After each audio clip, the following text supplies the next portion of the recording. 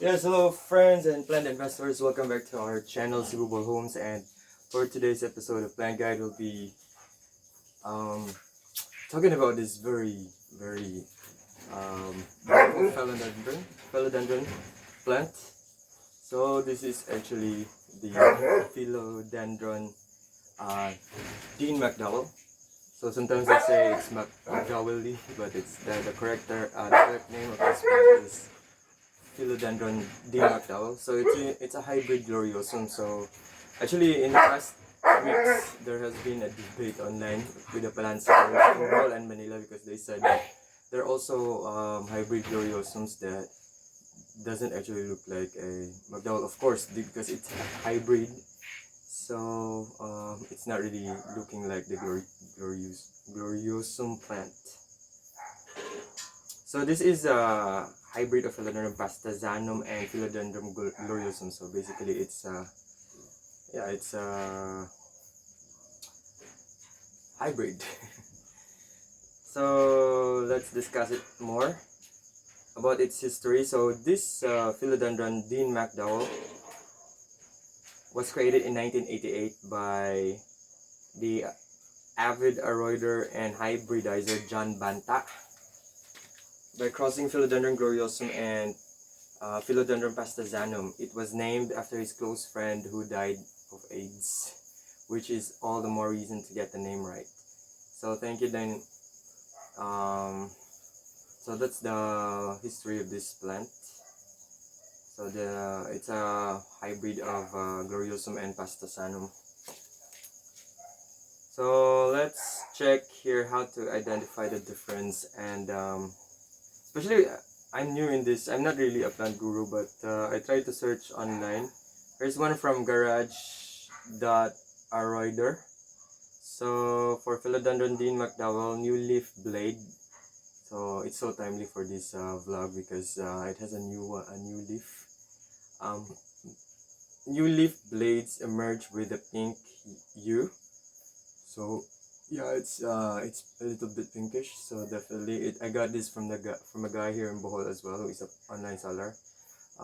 It's really the Dean McDowell, and the mid vein and primary lateral veins are pinkish as well. So as you see, and leaf blade actual side is pinkish as well. So at the back, it's pink. I'll show it closer to the camera so you will have a closer look as well. And at the back, so as the leaves. So if you think that this is not the hybrid one, then definitely you're free to comment. So it's one of the rare philodendrons. And yes, for Philodendron Pastazanum, the new leaf blades emerge golden green. So definitely it's not Pastazanum because it's not golden green. And mid vein and primary lateral veins are white to light green. Then leaf blade abaxial side is green as well. So definitely it's not Pastazanum because it's pinkish at the back, and even on the sides of the leaf it's pinkish, the new leaf. So you have to wait for the new leaf to come out for you to tell it's Dean McDowell or Pastazanum. So let's talk more about it. Yes, let's go back. As I've said earlier, it was created in 1988 by the avid aroider and hybridizer John Banta by crossing Philodendron Gloriosum and Philodendron Pastazanum. So the hybrid Philodendron Pastazanum dominant, resulting in some confusion in the trade. Below are some characteristics to tell them apart. So that's what I mentioned about the McDowell, that new blades emerge pink, and mid vein, lateral veins are pinkish as well. Philodendron Pastazanum, on the other hand, new leaf blades emerge with a golden green leaf blade and mid vein and primolateral veins are white to greenish.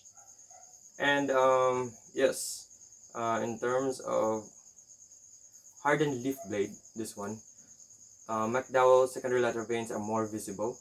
Leaf blade appears somewhat quilted, and Philodendron Pastazanum, on the other hand, its secondary lateral veins are not really visible, and leaf blade appears flat and not quilted. So this one is quilted here. And as compared to the Gloriosum has a round stem. This one has more of I know it's kind of triangular stem. And yes, inflorescence, Philodendron Dean McDowell, back of the spathe has red or pink striations similar to P. Gloriosum. There are several forms of Gloriosum in the hobby with different inflorescence colors and forms, but the specimen used for this hybrid seems to be one closest to the type specimen. So for Philodendron Pastazanum, the back of the spathe is white. Yes, and yeah, for as you can notice, the Gloriosum is a lot greener compared to the Dean McDowell because you know it's hybrid. Yeah, it's hybrid of the Gloriosum and Pastazanum. There's also, if you've heard about the Philodendron glorious, it's also a hybrid of the Philodendron gloriosum and Melanochrysum, something like that. We don't have that plant. Let me check. I actually made a little research about this plant when I got this, and yes, definitely it's one of the plants that you want to collect in your house if you really love philodendrons. So since this is a hybrid of the Gloriosum, it's also good for us to know about this Philodendron Gloriosum, although we don't have it in the house. But Philodendron Gloriosum belongs to the Araceae family and is a terrestrial plant. It is within the Philodendron genus and is a crawling philodendron with heart leaf-shaped green velvety foliage and pale to striking white veins. So this is actually the first crawling or the first crawler or creeper philodendron we have in the house. So its growth is somewhat just parallel to the ground, and like the other philodendrons that they are climbers, they go vertically up in the sky. By crawling we mean creeping on the ground. Its stems grow horizontally along the surface. Philodendrons are either climbers or creepers. So this one is a creeper. The plant is native to Colombia and other tropical parts of the world. Apart from Colombia, it is also found in Mexico, Central America, and as well as Peru, Ecuador, and western parts of Brazil and Venezuela. And now it's found in Albuquerque and Bohol. Only one species, only one plant. So yeah, and it's definitely a very beautiful plant to put in your living room.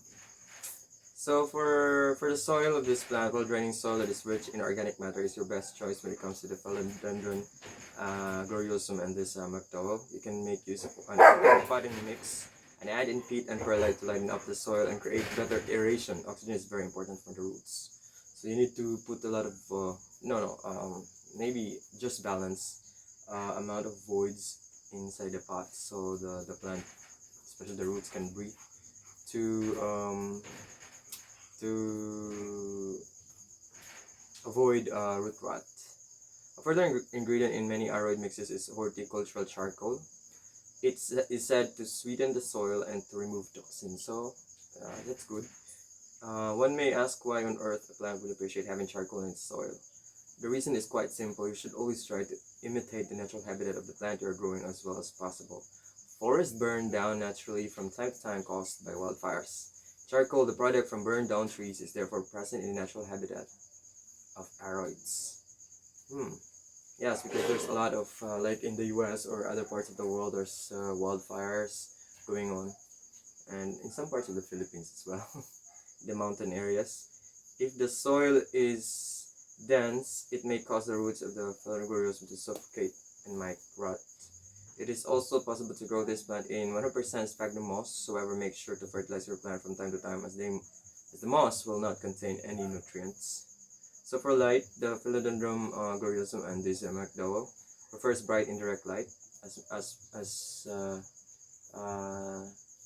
also with the other philodendrons. There is big debate in the aroid collectors world whether shade, semi-shade, or a bright spot leads to the better growing conditions for the Philodendron Gloriosum. Based on our experience, these plants grow the best close to a window with bright indirect light for philodendrons, because too much direct sunlight will lead to yellow leaves and will damage your plant. So watering keep the soil damp but not soggy. Philodendron Gloriosum and this MCDOWELL is a plant that prefers to have slightly moist soil, but you should definitely not overdo it as it can lead to root rot again. So by the way, our source here is from plantofiles.com. You might check if you want to know more. For humidity, these plants thrive in slightly higher humidity, between 60 to 80%. They can also take humidity of around 40 to 50%. They have to, but it is certainly not ideal. If the humidity is below 40%, you will have to think about making use of a humidifier indoors. And for fertilizer, the correct amount of fertilizer is key for good plant growth and bigger Gloriosum leaves. So use liquid fertilizer at half strength monthly in spring and summer, reduce fertilization to every 8 weeks in autumn and winter. We don't have that in the Philippines. So for propagation, it's best to propagate by stem cutting. So when you remove this plant, of course you have the stem and you'll have the rhizome, so you can just cut after the node or in between nodes. Make sure that there's an ample roots, especially if you're new, to make sure that it will survive. And the sections between leaves can be used to grow new plants. See below for step-by-step instructions how to propagate your plants. Yeah, we'll have another video for the propagation of a Gloriosum or a MCDOWELL, Dean MCDOWELL. So actually this plant is a slow grower and it often takes more than a month from seeing a new leaf spike to the plant revealing a new leaf. The leaves of this plant can get up to 90 centimeters in its natural habitat according to Exotic Rainforest website. So I think there's a tip here. Actually keep it above the soil, the rhizome, when you propagate. It is supposed to be on the surface of the soil so the roots can grow into the soil, and the upper half of the rhizome should remain exposed. And the problem with the buried rhizome is that it is more likely to rot if the soil stays moist, which is true in most philodendrons. And the biggest advantage is that if the rhizome stays on the soil and will grow roots down into the soil. Once you're taking a stem cutting from the rhizome, your cutting already comes with roots in many cases. This is not the case if you are propagating Monstera adansonii as an example, right? So for Monstera adansonii, yeah, you should make sure you have the node, and you can also water propagate if you want. And yes.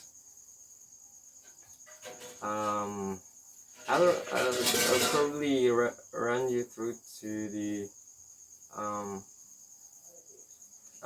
let's see if we can have the propagation steps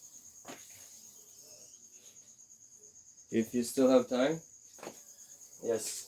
Okay, so let's finish the propagation steps for this plant. At least you will learn from this video. Let me run you through the steps here. So these are the steps on how you will propagate this plant. First, there are actually 15. I'll just read it fast so you won't get bored. Alright, so here. First step is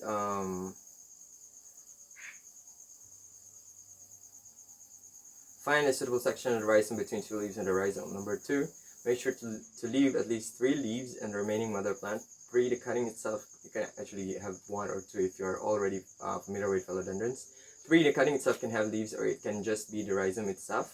4, cut the rhizome with a pruning shear to ensure the cut is clear and even. 5, once the rhizome has been cut, let the cutting callus for a couple of hours. 6, put some cinnamon on the cutting. It acts as a disinfectant, will help the wound to heal.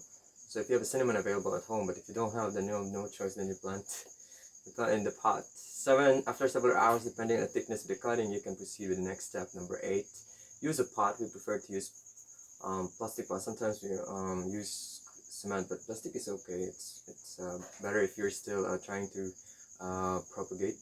And put some moist, not soaking wet, sphagnum moss in it. Gently put the cut. Number 9, gently put the cutting into the moss. And number 10, if you can, put the pot with the cutting either into a plastic container or put a plastic bag onto it. 11, open the lid or the plastic bag every couple of days for a few minutes so the air does not go stale. Number 12, the increased humidity will help plant to grow roots. Actually, 10 and 11, we don't normally do that with our philodendrons. We just let it heal and